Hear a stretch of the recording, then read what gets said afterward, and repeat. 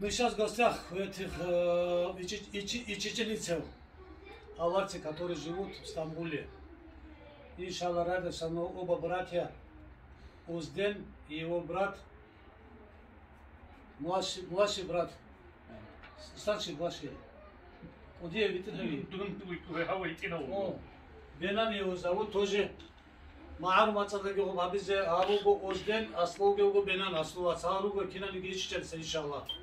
او شامل زمانت کو هنرا چرا عموم موضوع او کینا بلانجی عموم موضوع عموم هنرا چرا جای خان ماذا میشه سوالش خان داغستان دوستا سلام جویت السلام علیکم و رحمت الله و برکاته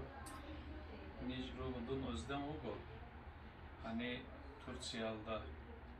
ömrü habulu ogu ama نیج رو داغستان aldasan داغستان اتو iç ali Rusya aldasan ama ki da bu umumat nece de bir sana hakikaten şahs abuna maç ek öçegeyin abuna hadu kizangiya çarame khad nojogo ma'arula raçeyin abuna maşallah vallahi insutski ki da bu hedin maşullah şey göre şu maç ki koçeçugun amal adat ki koçeçugun ungu Dağistan koçeçugun ruki zeyn abun hevcu ki da bu marşana Elhamdülillah nice Dağistan koçeço ki da nidi ki da gorak alda gibi bu Allah subhanahu wa ta'ala Dağistan'a da giraçiz botum bu işiç aliyal da giraçiz botum bu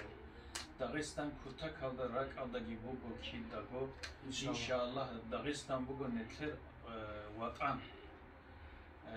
hedin bak ki da go inşallah rahman Allah subhanahu wa ta'ala Dağistan'a da raçiz botum bu Kuta kalda ur kara salam bugo Dağistan alda ruge kin algo dinar kuvatsa zigi yatsa zigi kin zigo salam bugo hançi dua amanat ki habun hadingo tola inşallah hadu reskara mekal zigi salam algi bitsila kalazgi kalala ale Anca bu kadar. Dünkü benan bu Esselamu Aleyküm ve Rahmetullah kina bu Dağistan alda selam güçleri bu dün emir mas çalar inşallah kahlan çala hançi hab WhatsApp rugu hani bozul azkır çala inşallah dünkü had an güçleri bu naka selam bu kina bu Ve aleykümselam ve rahmetullah. Hala hiç içeri Hala aşık hala hiç içeri serukin. Selamun aleyküm ve rahmetullah.